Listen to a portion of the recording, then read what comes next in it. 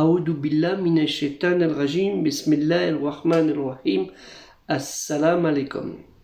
Je cherche la protection de Dieu contre le Satan, le lapidé, de par le nom de Dieu tout clément et tout plein de miséricorde, que la paix soit sur vous. Prochainement, nous allons, c'est une façon de parler parce que je m'adresse à tout le monde, car je n'ai aucun préjugé et comme je le dis souvent, mes vidéos, ce n'est pas pour être pour un contre l'autre. Je suis plutôt dans du relationnel et la vérité que j'essaye de chercher, j'essaye déjà de la voir par la parole de Dieu, lui le Très-Haut, qui lui est la vérité. Mais sur divers problèmes qui nous dépassent, je ne rentre pas là-dedans, même sur les événements que nous trouvons actuellement, que ce soit en Ukraine, que ce soit au Mali, que ce soit chez les Ouïghours, que ce soit dans d'autres régions du monde qu'on a tendance à oublier. Je n'ai pas la solution, que ce soit, comme les gens parlent pour la Palestine, un événement comme les autres, que malheureusement, qui dure depuis des siècles, pas des siècles, des décennies, excusez-moi, malheureusement, et je n'ai pas la solution et je ne vais pas dire que je suis pour un contre l'autre. Je me mets, au vu d'un passé d'études d'histoire universitaire dans l'histoire, dans la vérité sur les textes. Tel peuple a vécu à tel endroit, tel peuple est venu de tel endroit et a vécu dans le même endroit que ceux qui ont vécu. Et ainsi de suite. C'est le mouvement des populations, des masses de population existe et on le voit à ce jour pour diverses raisons. Même que des gens viennent en Occident, même s'ils n'aiment pas l'Occident, mais ils viennent pour des raisons qui leur sont propres et dans leur intérêt propre à eux et pas dans un intérêt peut-être de relation avec celui qui va l'accueillir. Morim, c'est un autre débat. Donc là, il y a le sujet de la Toussaint. Alors souvent les gens vont dire, mais qu'est-ce qu'il va nous parler, lui, un musulman, sur la Toussaint? Déjà, comprenez bien le sens du mot musulman, que je l'ai toujours dit, musulman, l'obéissant dans l'obédience à Dieu seul, non engendré, qui n'a pas engendré, qui n'a pas été engendré. La fête de la Toussaint, des premiers martyrs, en fait, les gens commémoraient à la base la fête des premiers martyrs chrétiens du 1er au 5e siècle, voire 6e siècle. Maintenant, on appelle aussi la fête des morts, et c'est venu maintenant une fête autre chose, la fête d'Halloween. Autre chose, bonbons, confiserie, en veux-tu, en voilà. On sonne à ta porte et voilà, ça a beaucoup modifié. Peut-être une des raisons des pertes des valeurs de spiritualité chez certains d'entre les communautés, qu'elles soient chrétiennes, musulmanes ou autres, puisque le culte des saints, certains le font dans la communauté musulmane, le culte des tombes, le culte des marabouts, et ainsi de suite, qui est interdit, si je me trompe pas, qu'on me corrige, qui est interdit dans la religion du monothéiste pur, l'islam, l'obéissance dans l'obédience à Dieu seul, non engendré, qui n'a pas été engendré. Comme vous le voyez, le culte des saints, la fête de la Toussaint, peut nous concerner, nous aussi, en tant qu'obéissants dans l'obédience musulmane, les musulmans. Retour un petit peu en arrière quand même, l'origine de ce culte, qui est venu, on va dire, le plus important, c'est après avoir vaincu l'empereur romain, Philippe l'Arabe, c'est très important ça aussi, après avoir vaincu l'empereur romain Philippe l'Arabe, qui était probablement un chrétien, Trajan d'Ès, c'était le nom de l'empereur qui a usurpé le trône, Trajan d'Ès, ou d'Ès comme on l'appelle, s'est fait proclamer empereur, et avec lui, comme le fit Néron, à l'époque de Néron aussi, il y a eu les martyrs des apôtres Pierre, Paul, qui n'étaient pas des compagnons de Jésus, mais on les appelait des apôtres de Pierre et Paul dans les persécutions des années 64 de notre ère. Hein. Et il en est aussi des premiers chrétiens en Gaule actuelle avec Blandine de Lyon, Symphorien d'Autun, Denis de Paris, qui moururent pour leur foi. Mais il y a eu, comme on dit, Saturnin à Toulouse, Foy d'Agen, Victor de Marseille, Ponce de Nice et Julien de Brioude. Hein, et puis c'est là où vint, avec cet empereur Dès, hein, 3e siècle, les persécutions à l'encontre des chrétiens de l'Empire romain, parce que c'était l'Empire romain à l'époque, qui était dans la Gaule que nous connaissons, dite la France, qui n'est pas la France de l'époque de la Gaule, hein, qui dans l'année 249 et au cours de l'année 250 fit des persécutions à leur encontre parce que ceux-ci refusaient l'ordre.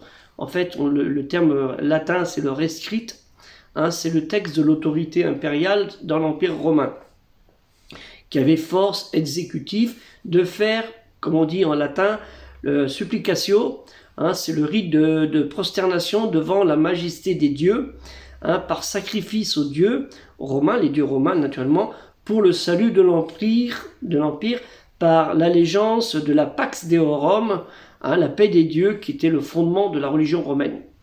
Hein, parce que les dieux avaient une importance dans la vie civile et politique des Romains, de l'Empire romain, un empire très vaste, hein, n'oublions pas. Et sans ces dieux, la Rome, pour eux, ne pouvait exister. Donc il fallait que tout le monde fasse acte d'allégeance envers ces dieux. Mais les chrétiens, ça ne l'a pas fait parce que, non, nous, on croit à un seul Dieu, on ne peut pas aller avec vous, sinon on n'est pas chrétien, quoi. C'est ce que je veux dire. Même si le mot chrétien n'existait pas à l'époque de Jésus. Hein, c'est Paul qui en parle de ces chrétiens, dans son épître qui en parle de ces chrétiens, mais Paul n'était pas disciple de Jésus, hein, mais était apôtre, on l'a considéré comme apôtre, c'est une longue histoire. Donc les chrétiens, en fait, ils étaient dans l'adoration d'un seul Dieu, hein, ils ont préféré la mort et la paix en Dieu l'unique, hein, seul à être vénéré, adoré, craint, aimé, plutôt que la renonciation de leur foi. Hein, ils ont accepté le sacrifice avec douleur pour un monde de Dieu qui sera meilleur, tel que Dieu leur a promis à ces chrétiens et à tous ceux qui étaient dans l'obéissance et l'obédience à Dieu. Ce qu'on dit le terme al-Islam. Donc le terme al-Islam existe bien avant le prophète Mohammed sallallahu alayhi wa sallam. Ce terme existe bien avant. Mais faut bien le comprendre, quoi. Par contre, ce qui est intéressant, parce que souvent on parle des martyrs, les chrétiens, c'est les chrétiens, ça, mais les chrétiens, ils n'étaient pas qu'en Occident. Hein, Paul était en Grèce et puis il est mort dans la région de la Rome, quoi. Enfin bref. Il ne faut pas oublier que nous, en tant que musulmans, comme on dit les musulmans, hein, ceux qui sont dans l'adoration du Dieu unique, hein, et dans la dernière révélation récitée, Al-Qur'an, celle qui a été transmise au dernier de ses messagers, prophètes et vertisseurs, Mohammed sallallahu alayhi wa sallam, sur lui salut la paix, il nous est mis en souvenir des événements à ce sujet des martyrs. En l'occurrence, qui se passait dans la péninsule arabique, hein, on va aller plutôt dans le Najran, hein, le Yémen, où il y a eu ces martyrs, les martyrs du Najran. 5000 tués, 12 000 captifs. Hein, où existait, alors ça, les gens qui ne savent peut-être pas, il existait une Kaaba, hein, on disait la Kaaba de Najran, qui était aussi, on disait, le monastère de Najran, hein, qui est cité dans le livre des idoles Al-Kalbi, hein, le livre, je ne sais pas, il doit être par là, il y a un peu partout de livres ici. Hein, dans le livre des idoles Al-Kalbi, vous le trouvez ce terme. Hein, et Najran, c'était une ville chrétienne dirigée par des évêques, l'un qui s'appelait Azkir, hein, qui a été décapité en 470-475 pour sa foi religieuse. Pensez bien qu'ils n'étaient pas dans le terme Trinité comme on le voit maintenant. Hein, et qui aussi, il y a eu l'autre aussi, Paul Ier, mais pas Saint Paul, hein, qui a été aussi lapidé vers 490-500. Donc là, 490, 500, 470, 475, mais c'est un siècle avant la naissance du prophète Mohammed, sallallahu alayhi wa sallam, sur lui et celui la paix. Et à cette époque, le gouverneur, c'est le terme à l'époque qu'on donnait, c'est Aqib. Hein, c'était le roi, enfin a été gouverneur, administrateur, on disait aussi un roi sabéen qui déjà en 170-200 de notre ère avait construit un bassin. Alors on dit pourquoi tu me parles de ce bassin là? Oui, mais ce bassin vers 200 qui a été construit, il a servi 3 siècles plus tard, vers 523, par un personnage que beaucoup de gens connaissent, hein. Peut-être pas il s'appelle Youssouf Assar al-Yatar, hein, dont le nom célèbre est plutôt Youssouf Dou al-Nouas. Hein, Dou al-Nouas, les gens connaissent plus ce nom-là que son vrai nom. Youssouf Assar al-Yatar, c'était un roi juif arabe, hein, qui avait pris le pouvoir dans le royaume des Mihars, hein, l'actuel Yémen, et qui s'est converti au judaïsme. Oui, c'est bien romain. Hein, il s'est converti en judaïsme, et là, il a persécuté et tuera ce qu'on appelle Oula el-Kitab, les gens du livre, les chrétiens de l'oasis de Najran. Hein, Oula el-Uqud, les gens... donc là, il faut peut-être relire le chapitre 85 de Al-Qur'an, hein, la sourate 85, Al-Buruj, les constellations, du verset 1 à 11. Là où vous voyez la martyrologie des gens qui étaient dans la croyance d'un Dieu unique.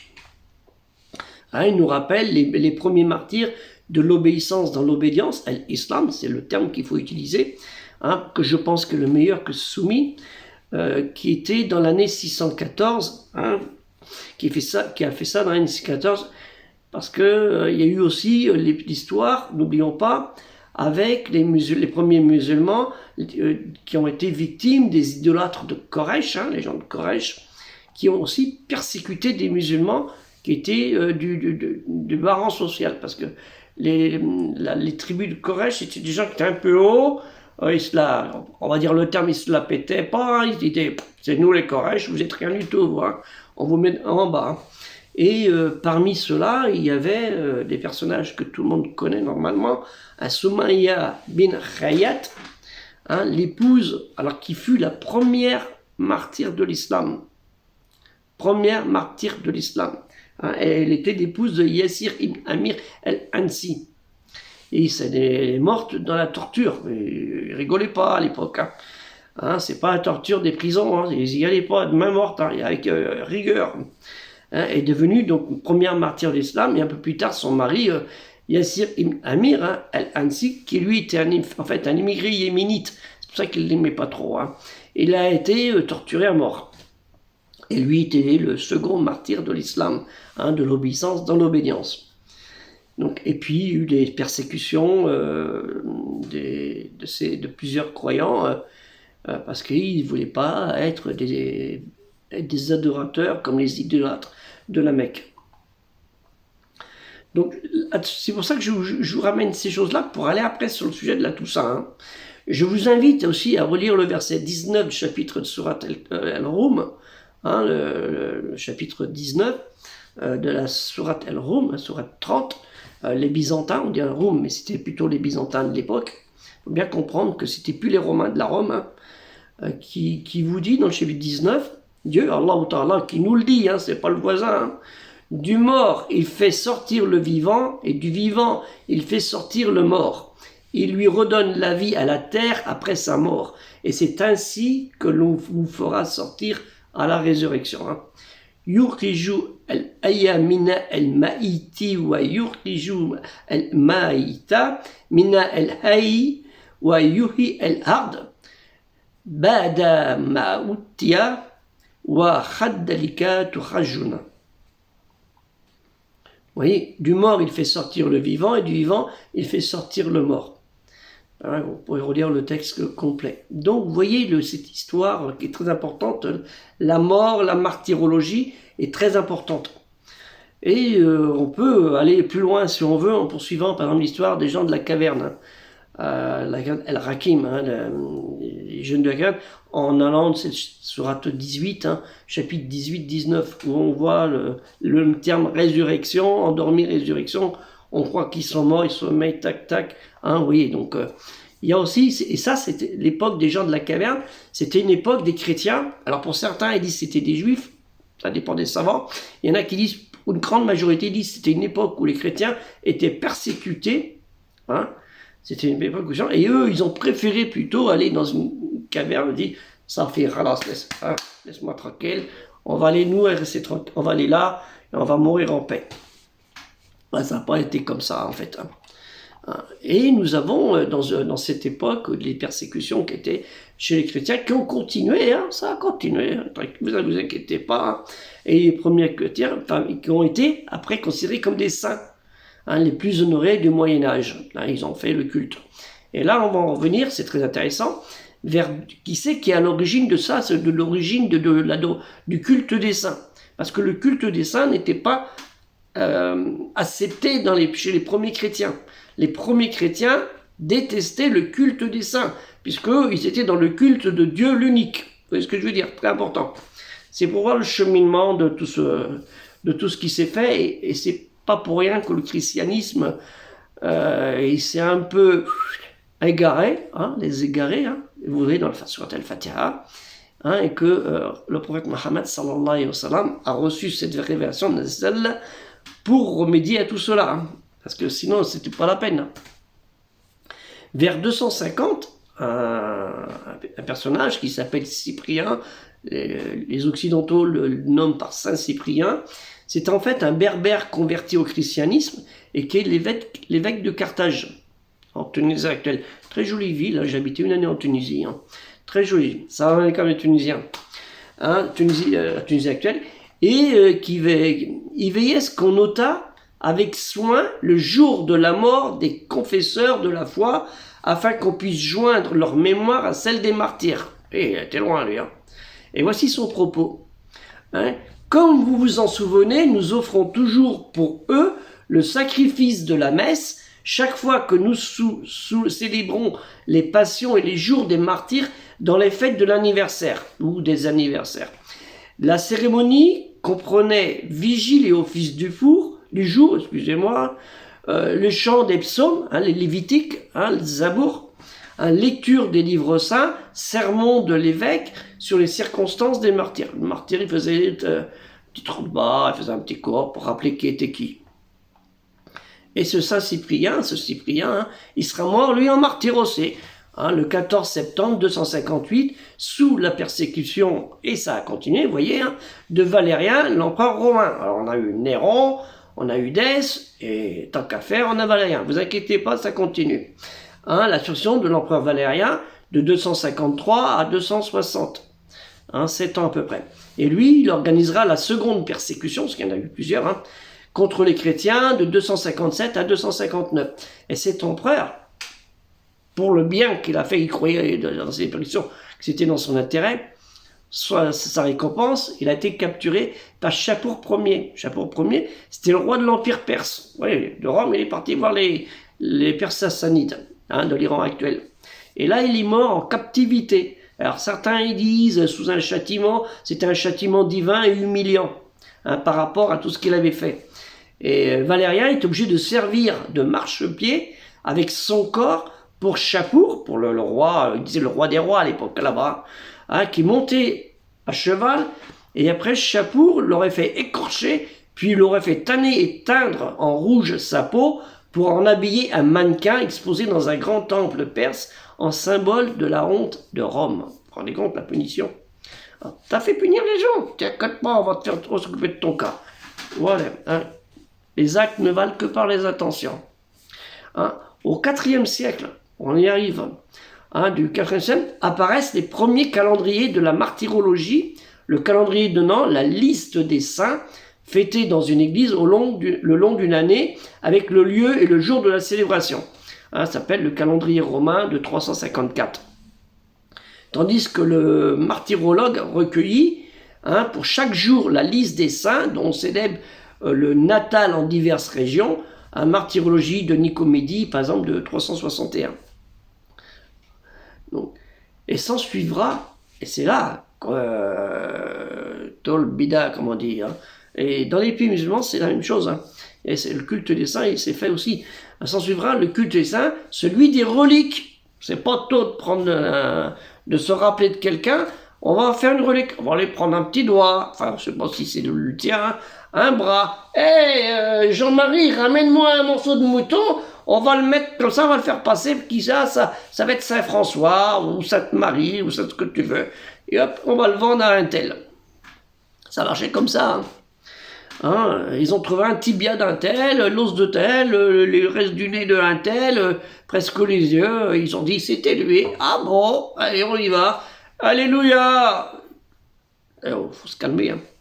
Hein, et c'est pour ça que c'est le culte des saints qui s'est fait dès 325 à Jérusalem, à Yerushalayim, la ville de la paix, et vers 385 en Occident. Donc c'est venu de l'Orient en Occident, hein, et c'est fait aussi avec l'évêque de Milan qui s'appelait Ambroise, qui lui il dit j'ai retrouvé le corps des martyrs Gervais, Potré, voilà, Milan c'est en Italie, hein. Très belle ville, hein.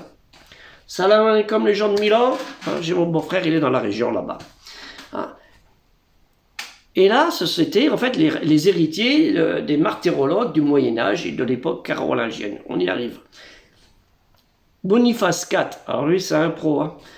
Il était moine bénédictin, il était dans la région de Marsica, dans les Abruzzes, hein, très région, les Abruzzes. Il y a pas mal de troglodytes par là-bas, c'est très joli l'Italie. Hein, il était pape de 608 à 615, et lui, il a fixé en 610, hein, le 13 mai exactement, la mémoire de tous les martyrs chrétiens, qui fut aussi une institution des reliques. C'est là qu'il a officialisé l'institution. Et là, il a fait transporter les nombreux corps des martyrs des catacombes. Il a été dans les catacombes de Rome, hein. Ça existe toujours, hein. Il a été prendre là où vous voyez dans les catacombes, vous voyez des crânes, vous voyez des trucs, et il a pris des... Je t'en prends un par là, je t'en prends un par là, voilà. Et il a fait des offices de dévotion. C'est pour ça que je te dis, il y en a un morceau de tibia, et hop, on se le vendait, et on était content, hein. Et là, on a eu le changement de cette date, en 830. Hein, qui a été fixé à ce qu'on dit maintenant le 1er novembre. Alors 830, c'est après Charlemagne. Charlemagne, un petit peu avant, elle est morte. Hein, c'est en fait sous le pape Grégoire IV. Il y en a eu des papes. Hein. Il y en a qui ne duraient pas longtemps, mais il y en a plus. Il ordonne que cette fête elle soit célébrée dans toute la chrétienté et sous le conseil de l'empereur, hein, l'empereur Louis le Pieux, sous le conseil du pape, je veux dire, l'empereur Louis le Pieux, hein, le descendant de Charlemagne, hein, Carlomanus, hein, il institua la fête de tous les saints dans tout l'empire carolingien, parce que c'était les Carolingiens, hein, n'oublions pas, les Mérovingiens, les Mérovingiens, les Carolingiens, et toute la clique, les Capétiens, en veux-tu, en voilà, hein, afin de remplacer les célébrations païennes, parce qu'en fait, il y avait les célébrations païennes de la religion des Celtes. Déjà, vous voyez, on dit le christianisme en Occident, il y avait encore des trucs pas très clairs, hein. Au 8e siècle, hein. C'est pas si vieux que ça en fait, hein. Déjà l'islam était déjà arrivé, enfin l'islam c'est celle que je vous... Hein, de la dernière révélation. Pour remplacer les pratiques des Celtes et de mettre fin aux festivités druidiques, il y avait encore des druides à l'époque, et particulièrement la fête qui nous concerne là, de Samaïn, la fête des esprits, hein, du souffle, de la première des grandes fêtes religieuses de l'année gaélique, hein, qui annonce le passage d'une année à l'autre. Donc, vous voyez bien, l'année, c'était pas le mois de décembre, mois de janvier, c'était une autre période. Hein, le passage d'une année et l'ouverture vers l'autre monde. En fait, c'est l'ouverture vers l'autre monde, celui des dieux et des mânes, enfin, c'est pas la manne, c'est la représentation des âmes, hein, et des êtres décédés. On y arrive toujours, et dans cette même année, ce qui est bizarre, dans cette même année 835, pour le culte des saints, vous avez une secte, hein, les Pauliciens, pas les policiers, hein, c'est de Polo, hein, c'est une religion d'origine chrétienne orientale, probablement arménienne, aujourd'hui disparu, parce que les aiguillés, hein, ceux qui n'étaient pas avec, hein, ils ont rejeté en fait ce clergé de ce pape Grégoire IV, hein, qui rejette le clergé, la croix, oui, le symbole de la croix, hein, les saints, l'Eucharistie et d'autres choses, hein, et qui refusait surtout l'image et le statut de Marie. Hein, de ce qu'on fait, on a Marie, mère de Dieu, en voiture, voilà. Eux, c'était des chrétiens, ils refusaient ça. Hein. Donc il faut bien comprendre que le christianisme, c'était pas si simple que ça. Hein. Et toute la hiérarchie au sein de l'Église, et ils ont été persécutés dans l'Empire byzantin. Parce que on n'est plus l'Empire de la Rome de Rome n'existait plus. Hein. C'était la Rome de Byzance. Et nous allons un peu plus haut. Hein. Alors là, on arrive avant l'an 1000, hein, en 998, 2 ans avant, pile poil. Hein, il y a les moines de Cluny, ils instituèrent une fête des trépassés. Donc, voyez où on arrive. Les martyrs, les saints, hein, les os, les statues, ce que tu voudras. Et après, la fête des trépassés, qui était le 2 novembre, et plus le 1er novembre. Et qui entra dans la liturgie romaine comme commémoration, excusez-moi, c'est long à dire ce mot-là, hein, de tous les fidèles défunts, et ça jusqu'au XIIIe siècle. Ce qui veut dire le culte des morts, il restera massivement célébré le 1er novembre. Et le martyrologue officiel de l'Église hein, romaine, l'Église romaine, catholique romaine, parce qu'il y a plein d'églises dans le christianisme, il y en a plein, ils ne sont pas d'accord, hein, ils se chamaillent, ils se sont même battus et massacrés. Hein. Hein, il date de 1584. 1584, ça vous dit rien du tout dans ces périodes-là? Les protestants, les guerres de religion, ça a morflé ici. Hein.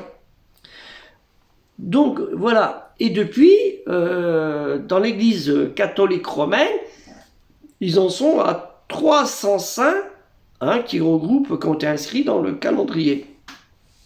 Et maintenant, l'apothéose, on en est à Halloween. Hein. Comme quoi le culte des saints, enfin le culte des martyrs des saints, hein, et des autres, en voilà, et c'est très éloigné de la foi religieuse de certains. Très éloigné.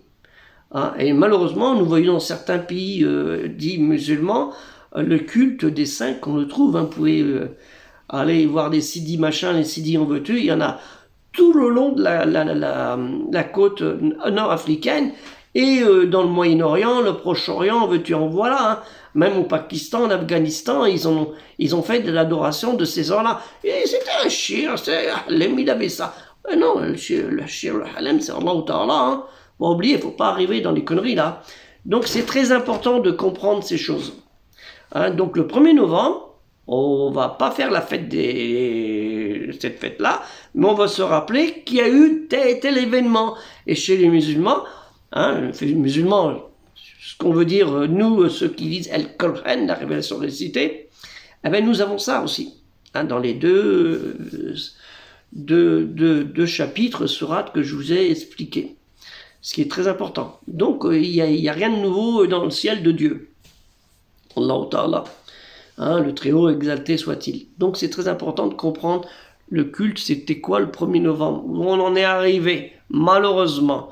Et les gens, ils savent même pas ce que ça veut dire, tellement, et les gens ont modifié, ils ont changé tout. Donc, et je vous parle pas des bêtises de un tel. Donc, le culte des saints, on se rappelle, basta, et de côté s'il vous plaît. Mais je le mettrai cette information sur le site de la mosquée de Thouars, et pensez à partager mes vidéos. Ça permet d'avoir une rétribution par Totob, ça monte un petit peu là, je crois. Inch'Allah, on arrive presque à 20 €.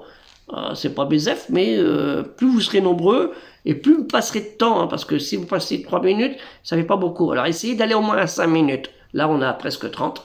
Essayez d'aller au moins à 5 minutes. Alors ceux qui n'ont pas fait les 5 minutes, ils vont pas écouter ce que j'ai dit. Hein. Donc passez le message.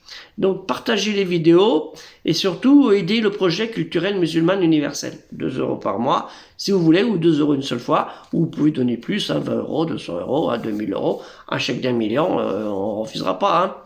Hein. Mais il faut pas dire sous contrainte. Hein. Je te donne tant, mais tu fais ce que je te dis. Non. Nous... on obéit qu'à Allah ou Ta'ala, Dieu seul. Hein, on ne fait pas autre chose. On n'a pas d'autre obéissance. On est dans l'obéissance de l'obédience. Dans l'obéissance de l'obédience, oui, c'est ça. El-Islam. Que la paix soit sur vous. Assalamu alaikum. Le bouton, il est là.